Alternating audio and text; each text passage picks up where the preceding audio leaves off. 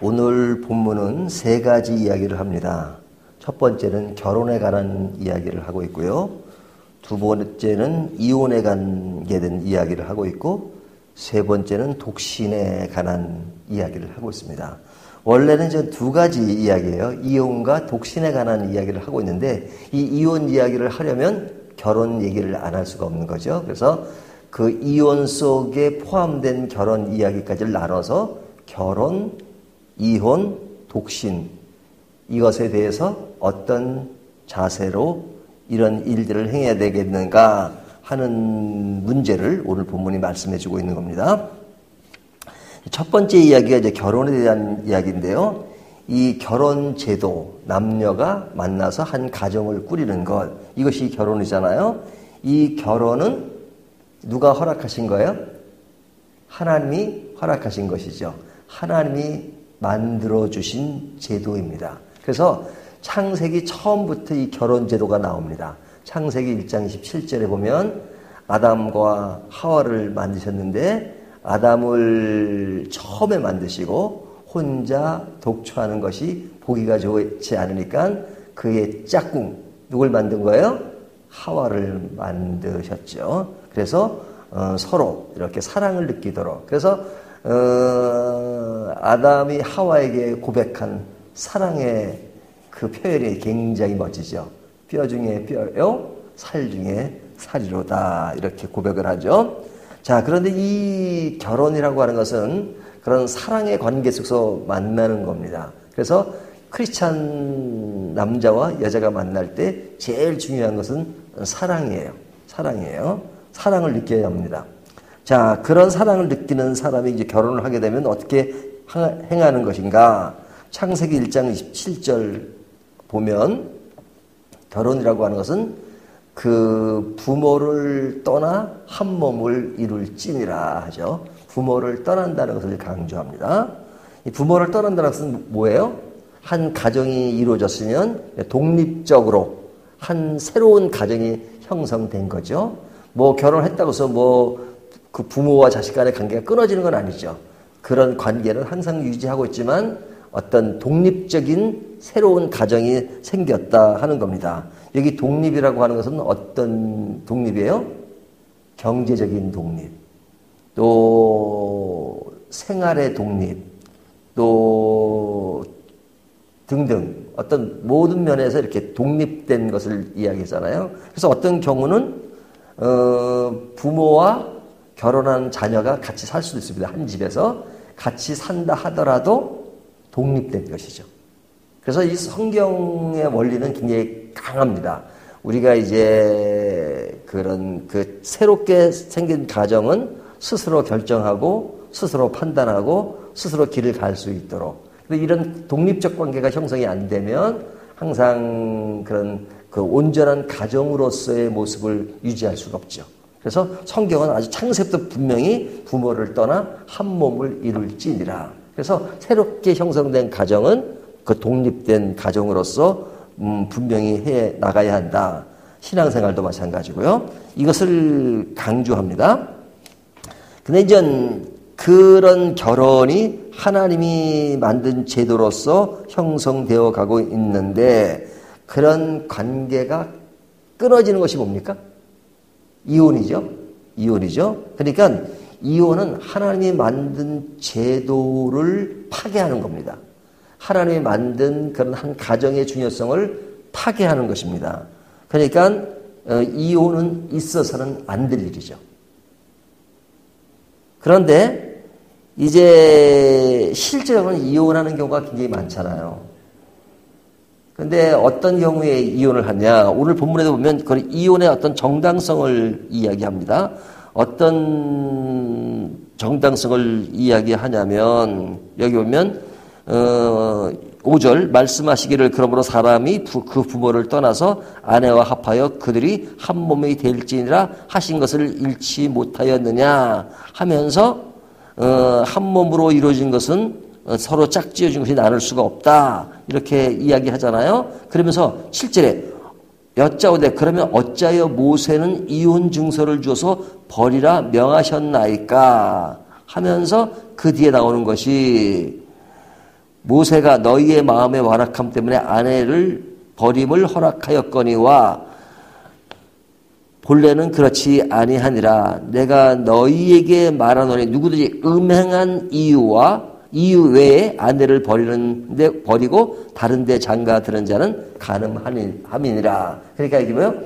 음행한 이유 외에. 그러니까 뭐 예를 들면 바람을 피웠다거나 뭐 그랬을 때 어떤 이혼의 어떤 정당성을 이야기합니다. 근데 이제 목사가 되다 보니까 이제 이런 결혼에 관계된 상담을 받을 때가 있어요. 그러면 그 이혼을 하고 싶다고 상담을 해오는 경우가 있습니다. 그러면은 이혼하십시오라고 말하기가 쉽지 않죠. 근데 제가 지금까지 살아오면서 이혼해야 되지 않겠습니까? 라고 이혼 쪽을 격려한 상담도 있었어요. 성경은 이혼하지 말라 그러는데 어떻게 이혼을 어떻게 목회자가 그렇게 말할 수 있는가? 성경의 기본적인 원리는 이혼하지 말랍니다. 하지만 이혼을 안 함으로써 더 큰 죄를 겪는 경우가 있죠. 예를 들면 남편이 늘 폭력을 행해요. 그래가지고 뭐 그 집안이 그냥 완전 쑥대밭이 되고 그 사람은 생활도 올바르지 않고 그 다음에 그런 또 다른 여자가 있고 그리고 집에만 오면 그렇게 술을 마시고 아내를 그렇게 패고 그 아내는 언제나 생명의 위협을 받아요. 언제나 막 그냥 그 칼 같은 것도 들이대고 그러니까 뭐 살기가 너무너무 어려운 거죠. 그러니까 그 아내의 마음속에는 그 남편에 대한 그 감정이 죽이고 싶을 정도로 그 사람만 보면 그냥 당장이라도 죽이고 싶은 그런 마음이 막 생기는 거죠. 그러니까 그를 미워하는 마음이 너무너무 심한 거죠. 뭐 그럴 수밖에 없지 않겠어요? 그런 경우는 결혼을 해서 이혼을 하지 않음으로써 짓는 죄가 더 크기 때문에 차선책으로 차라리 그럴 바에는 이혼을 하는 것이 낫겠다라고 진짜 아픈 마음으로 상담을 할 때가 있었단 말이에요. 자, 그런데 여기 보면 이제 이런 얘기가 나옵니다. 모세는 이혼 증서를 주어서 버리라 명하였나이까라고 이전 이 바리새인들이 예수님을 시험하기 위해서 질문한 거죠. 그냥 예수님이 답변하지 못하도록 지금 이들이 질문하는 건데요. 모세 때 이혼을 하면 이혼 증서를 줘라라는 그 규정이 있잖아요. 그러면 그때 규정은 뭐냐 이거죠. 그런데 이들이 하는 말에 대해서 예수님은 뭐라고 말씀하세요? 예수께서 이르시되 모세가 너희 마음의 완악함 때문에 아내 버림을 허락하였거니와 이 말이 뭐냐면 모세 때만 해도 어떤 분위기였냐면 여자는 제대로 존중을 받지 못했습니다.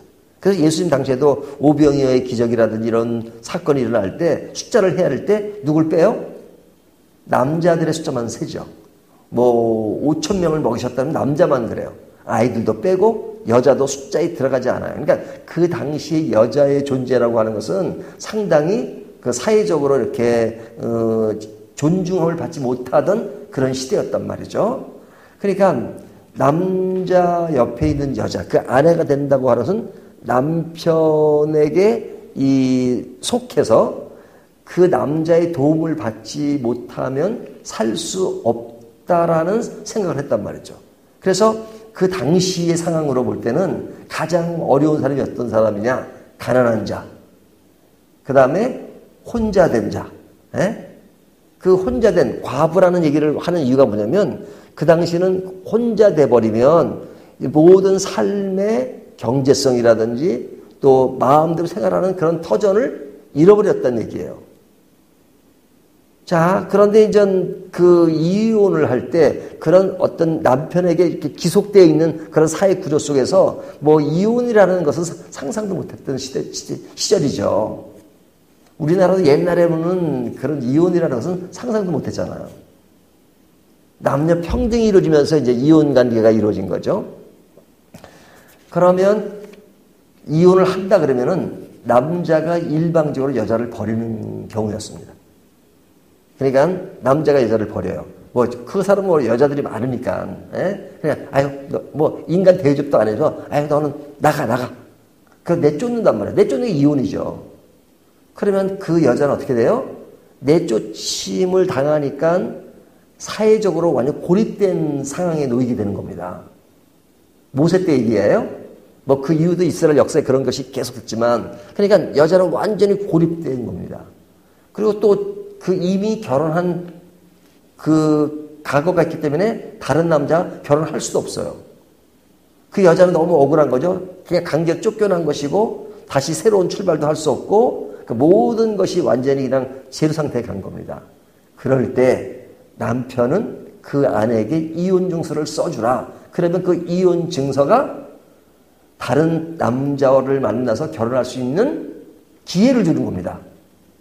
그리고 완전 고립됐던 곳에서 다른 남자가 그 여자를 아내로 삼으면 그 여자는 또 새로운 길을 갈 수 있는 거잖아요. 그러니까 이 이혼 증서를 허락하라는 것은 그 여자를 위한 배려였어요. 배려. 그냥 이혼 증서를 써줌으로써 그 여자가 고립되지 않도록 하라는 겁니다. 그런데 이 바리새인들이 이 말씀을 왜곡하는 거죠. 왜곡해서 질문하는 것이라 이거죠. 여기에 예수님께서 그런 삐딱한 생각을 바로 잡는 거예요. 이혼 증서를 쓰게 된 그 이유가 무엇이었는가 하면서 이혼을 독려하시는 게 아니라 이혼은 음행한 일 외에는 버리지 말라.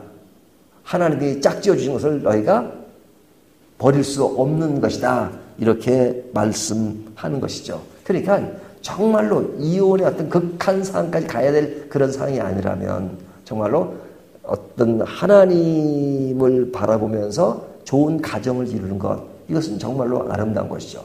어떤 부부가 모든 것이 만족할 수가 있겠어요. 부족함도 있고 하지만 결혼이라고 하는 것은 한 사람과 한 사람이 만나서 하나의 팀워크를 이루는 것입니다. 새로운 가정이 이루어지는 거죠. 그렇기 때문에 이것을 하나님이 주신 것으로 알고 아름답고 행복하게 사는 것, 이것이 중요하다 하는 말씀을 하시는 겁니다. 그러면서 뒤에 이제 10절부터 나오는 이야기는 독신에 관한 이야기인데요. 이 독신은 혼자 사는 거잖아요. 혼자 사는 것. 자, 뭐 성경에 보면 독신이 많죠? 많다기보다는 나오죠? 바울 같은 경우도 독신으로 살았어요. 근데 참 어떨 때는 재밌어요. 바울이 독신으로 살면서도 결혼에 관계된 그 이야기를 많이 해요. 그렇죠? 고린도전서에 보면 뭐 결혼은 이런 것이다 이런 얘기 하잖아요. 그래서 독신자가 뭐 독신자는 아니지만 독신으로 산 사람이 어떻게 이렇게 결혼에 대해서 잘할까? 뭐 너무 잘하니까 어떤 사람은 뭐 바울은 결혼한 사람이다 뭐 이렇게 주장하기도 합니다. 베드로는 결혼했죠. 그래서 장모를 예수님이 고치는 사건이 있었잖아요. 하지만 바울은 혼자 살았습니다. 혼자 살지만 결혼의 원리를 하나님의 말씀에 근거해서 전했던 사람이죠. 근데 이 독신도 하나님의 영광을 위해서 살아야죠. 이게 모든 것이 이게 하나님의 영광을 위해서 하는 겁니다. 결혼도 그렇고 독신도 마찬가지고. 근데 하나님의 영광을 위하지 않는 경우가 있단 말이죠. 예를 들면 독신으로 살면서 더욱더 성적인 타락이 일어나고 좋지 않은 길을 속으로 행하는 그런 것은 사실은 하나님의 영광을 돌리는 것이 아니죠. 그러니까 여기에 보면 독신은 어떤 자라야 하느냐, 타고난 자가 하는 것이다. 내가 어떤 결혼을 하지 않고 혼자서 얼마든지 살 수 있는 그런 것들도 하나의 은사라고 말할 수 있어요. 그래서 독신도 사실은 은사라고 말할 수 있습니다. 제가 연구소 공부할 때 보면 저희 학교에 이 선교사 출신들이 많았거든요. 그분들이 평생 동안 혼자 사신 분들이 많아요. 혼자 그냥 그런 아주 타지에 가가지고 선교를 몇십 년 동안 하고 그 고국에 돌아와서 교수를 하는 분들이 계셨어요. 자, 그런 분들은 진짜 그런 어떤 오직 주님의 영광을 위해서 그 일을 위해서 평생 혼자 산 사람들이죠. 그런 것은 은사라고 말할 수 있어요. 그래서 여기 보면 타고난 자가 하는 것이다. 그리고 사람이 만든 고자가 있고 천국을 위하여 스스로 고자된 자가 있다. 이것은 정말로 하나님의 영광을 위해서 스스로 독신으로 산 사람. 그러면 이 독신이 강조하기 때문에 가정에 대한, 결혼에 대한 것을 좀 더 과소평가한 것이냐? 아닙니다. 결혼도 아름다운 것입니다. 그러니까 결혼을 하든 독신으로 살든 하나님의 영광을 위해서, 또 결혼을 하든 독신으로 살든 그것이 그 자체로서 더욱더 하나님의 영광을 돌릴 수 없는 일이라면 그것을 고집하면 안 됩니다. 그러니까 그런 것이 은사가 아니면서 혼자 사는 건 무리가 있었죠. 그것은 결혼을 함으로써 더욱더 하나님을 섬기는 것, 이것도 아름다운 것이다. 이혼, 이것은 이혼을 위해서 뭐 하나님의 영광을 위해서 이혼을 한다. 그 말은 좀 이상하잖아요. 하지만 제가 처음에 얘기한 것처럼 차선책으로 이혼을 할 때가 있어요. 진짜 부득이한 사정으로. 하지만 그것은 아주 극한상의 이야기고 정말로 한 가정을 아름답게 이어가는 것은 너무너무 중요하다 하는 것이 오늘 본문이 주는 교훈입니다. 이 말씀 따라서 우리가 이런 이야기를 나올 때마다 결혼, 이혼, 독신의 진실이 무엇일까? 이런 것들을 분명히 이렇게 딱 이렇게 인지하시면서 저희가 이제 뭐 결혼 뭐 이런 것을 때가 지난 그 연세잖아요. 우리 자녀들이나 또 그 다음 때를 위해서 늘 이런 분명한 원리를 가지고 계시면서 그들에게 이런 것들을 잘 전하고 교육할 수 있는 저와 여러분이 되시기를 주님의 이름으로 축원합니다.